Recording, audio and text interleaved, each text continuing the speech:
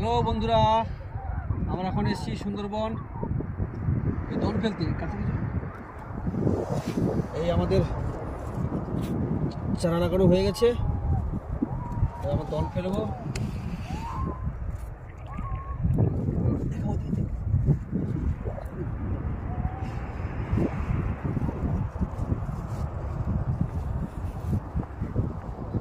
ভালো লাগলে like comment share করবে আর পাশে থাকবে। আর কি মাছ পড়ে ওটা তোমাদের দেখাবো। এখন